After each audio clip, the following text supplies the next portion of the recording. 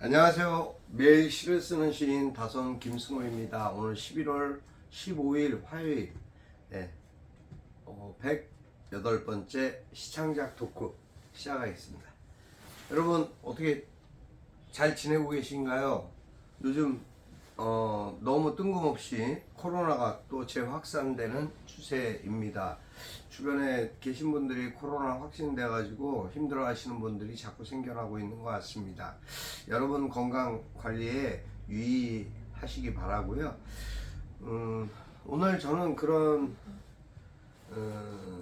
고맙습니다라는 글을 썼습니다. 근데 이제 그 고맙습니다라는 글은 사실 뭐 삶을 통해서 이렇게 얻어지는 생각되는 느낌, 그런 어떤 제 나름대로의 그 생각을 정리하다 보니까 그런 글을 쓰게 된 것 같습니다.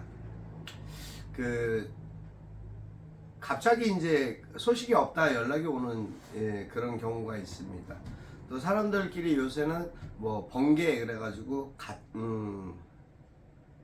애초에 약속 없이 그냥 갑자기 볼 수 있으면 보는 그런 방식의 행동들을 취하고는 합니다. 그래서 만나면 또 갑작스러운 어떤 그 나름대로의 기쁨을 호소하고는 하는데 사실 뭐 저 같은 경우에는 여러분 어떠실지 모르겠습니다만 저 같은 경우에는 그 매일매일 그 나름대로의 그 스케줄이랄까 일정이라는 게 있습니다. 그래갖고 꼭 해야 되는 취재도 있고 해야 될 이제 선약들이 있기 때문에 갑자기 시간을 뺀다라는 건 사실 민폐와도 같은 그런 상황이 되고는 합니다. 어떻게 보면은 저에게 유익이 될 수도 있겠지만 어떻게 보면은 신뢰를 잃는 부분이 생기기 때문에 굉장히 조심스럽고 유의하는 부분들이 있습니다.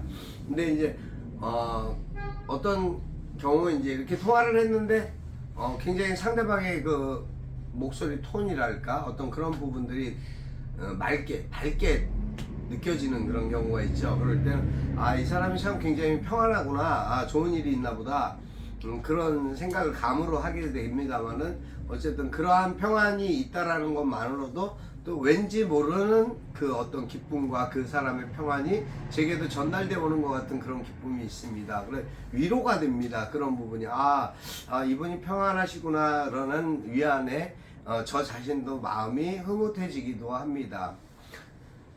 그거는 이제 사람 뭐 동성과 이성 간의 문제가 아닌 것 같습니다. 동성이든 이성이든 또 어른이든 친구든 뭐 아니면 후배든 간에 그 나름대로의 기쁨과 즐거움이 있기 때문에 안부를 전하는 거겠죠. 그 안부를 전하고 주고받는 상황에서의 그 어떤 오가는 짧은 대화지만 그간의 어떤 걱정, 또 나름대로 생각했던 마음들이 전달되어지고 오고 하는, 그래서 소식이라는 것이 너무나 중요하고 삶을 통해 기쁨을 전달하는 하나의 방식이 아닐까라는 그런 생각을 해봤습니다. 소식을 듣고 싶고 전하고 싶은데 잘 또 소통이 안 되는 경우도 있죠.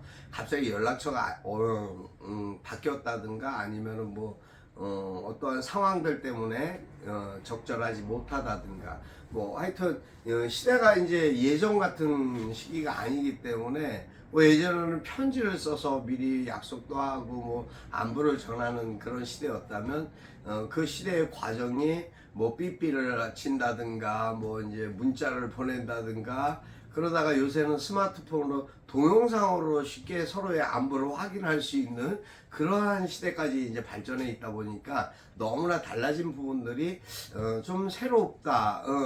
뭐 소식을 몰라서 안타깝다. 연락이 안 된다. 이런 건 조금 이제 과거하고는 완전히 동떨어진 시대와 동떨어진 이야기가 아닌가 싶습니다. 가끔 이제 친하게 또 마음에 이제 생각하고 있는 마음에 담아둔 그런 분에게 연락을 드렸는데 연락이 안 돼요. 한 번, 두 번. 그러다가 한 번, 두 번, 세 번까지 해봐갖고 연락이 안 되면은 굉장히 근심거리가 되죠. 걱정이 됩니다. 이분이 왜 어디가 아프신가? 무슨 일이 있나?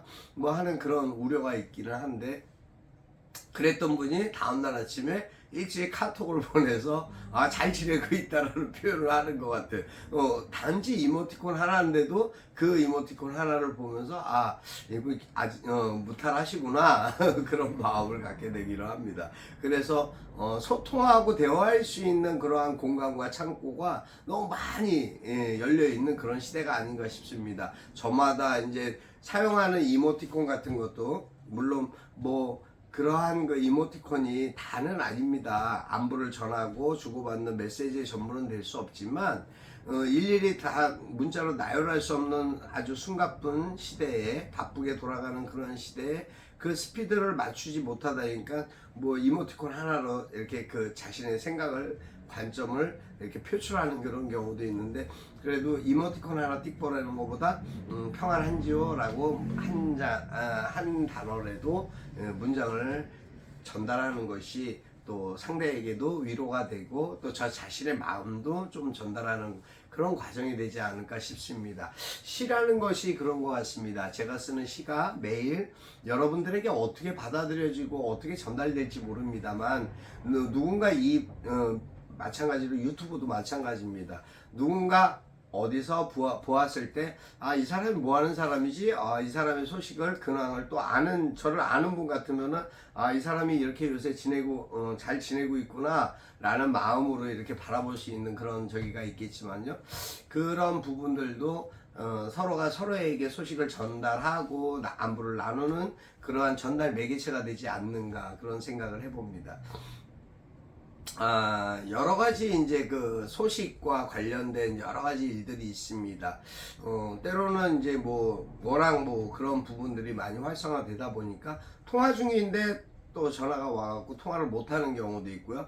또 제가 전화를 했을 때 상대방도 또 통화 중이라 또 통화가 안 되는 경우도 있고요. 그렇게 서로 왔다리 갔다리 몇 번을 하다가 결국은 통화를 하게 되는 경우가 생깁니다만, 그런 부분들도 참, 어떻게 보면은, 서로에 대한 어떤 마음 전달, 뭔가 필요한 부분들이 있으니까 소통하고자 하는 그런 노력들이 다 뒤따르는 것이 아닐까 그러고 싶습니다. 저도 사실 그렇게 생각하다 보면 한두 번 전화해갖고 안 되면은 사실 연락이 오지 않는 이상은 이제 더 하지 않는 그런 습관이 생겼는데요.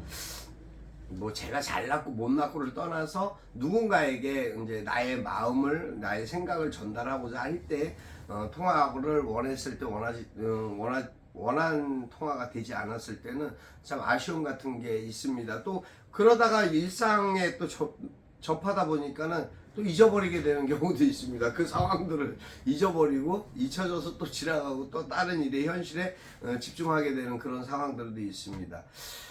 어떤 경우는 또 이제 시간이 또 그런 경우가 있죠. 시간이 이 시간에 이분이 일을 하고 계시거나 이 시간엔 주무실 텐데 이 시간엔 뭐 하실 텐데 하는 그런 시간대에는 전화를 잘 안 하게 되죠. 특히 이제 직장인들이나 공직자인 되시는 분들은 점심시간 같은 데는 가급적이면 전화를 회피합니다. 그러니까 12시부터 1시 사이는 거의 이제 전화를 안 하게 되는 시간이 되죠. 또 밤 9시 이후에는 또 전화를 안 하게 됩니다. 예. 옛날부터 그랬죠. 오전 9시 전이나 오후 9시 이후에는 전화를 안 하는 것이 우리 어떤 예의랄까 범절에 속하는 그러한 부분들의 시간대였기 때문에 그것이 어떻게 보면 보수적인 생각인지 몰라도 잠재되어 있는, 그렇게 내재되어 있던 어렸을 때 받았던 그 교육에 대한 생각 때문에 안 하게 되는, 꺼려지는 그런 경우가 있습니다.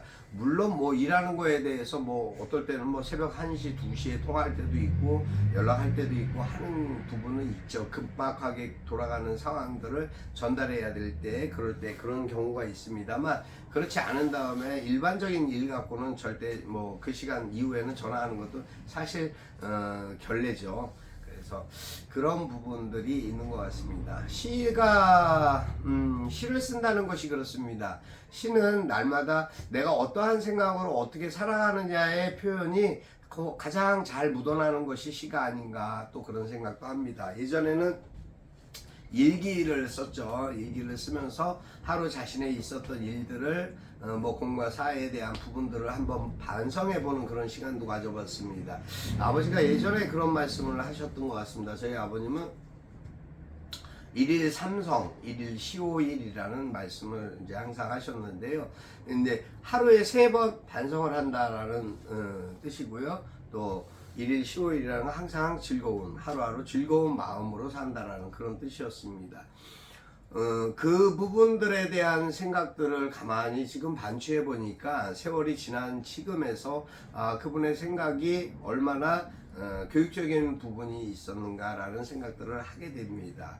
그래서 나도 나에게 주어진 이 삶이 얼마나 소중한지를 깨닫고 그 삶에 가능한 최선을 다하는 그런 삶을 살아야 되겠다라는 마음을 갖게 되고는 합니다. 글 열심히 쓰시기 바랍니다. 글을 쓰시다 보면 글에서 나를 발견하게 됩니다. 그럴 때 글에 대한 보람도 느끼고 가치를 느끼게 될 것입니다. 여러분 오늘도 저는 저의 글을 여러분에게 소개하겠습니다. 오늘은 고맙습니다 합니다. 다선 김승호. 숨 쉴 수 있고 먹을 수 있고 들을 수 있는 마음과 눈으로 보고 느낄 수 있어서 고맙습니다. 깨끗한 것을 좋아하고 더러운 것을 피할 수 있어서 악인의 꾀에 넘어가지 않고 유혹에 빠지지 않을 수 있도록 궁핍하지 않게 때때로 도움의 손길로 채우시는 은혜를 베풀어 주셔서 고맙습니다. 누군가 이 가을 제게 묻는다면 저는 주님의 은혜로 산다고 고백할 수 있어서 고맙습니다. 주님이 사랑으로 다가오면 저는 한 송이 꽃이 됩니다. 오늘도 하루 무사히 마무리할 수 있게 해주셔서 고맙습니다. 네, 고맙습니다라는 표현을 고맙습니다. 감사합니다는 뭐 일본 그 언어와 저기 내가 그 연관돼 가지고 지어진 감사에서 나온 이야기라고 해서 고맙습니다라는 표현을 저는 잘 씁니다. 근데 이제 어떻게 살면서 이제 느끼면서 대하는 접하는 모든 것에 대해서 제가 감사할 일이 있을 때 참 저는 고맙습니다라는 그런 마음을 항상 하게 됩니다. 감사를 알지 못하고 자신을 돌아볼 수가 없다라고 저는 그렇게 생각하고요. 삶을 살아가는 데 있어서 감사 이상으로 아름다운 표현도 없다라고 그렇게 생각합니다. 하여튼 모든 것이 은혜이고 모든 것이 기적과 같은 일이라고 저는 그렇게 받아들이고 있습니다. 그것이 또 사실이기도 합니다. 항상 감사한 마음으로 살아가고 있습니다. 여러분 어떠십니까? 여러분께서도 오늘 하루 감사하고 나 자신을 한번 냉철하게 돌아볼 수 있는 그런 시간이 되시면 어떨까 싶습니다. 오늘 하루도 기뻐하시고 건강하시고 행복하시기를 바랍니다. 오늘 여기까지 하겠습니다. 다선 김승호였습니다. 감사합니다.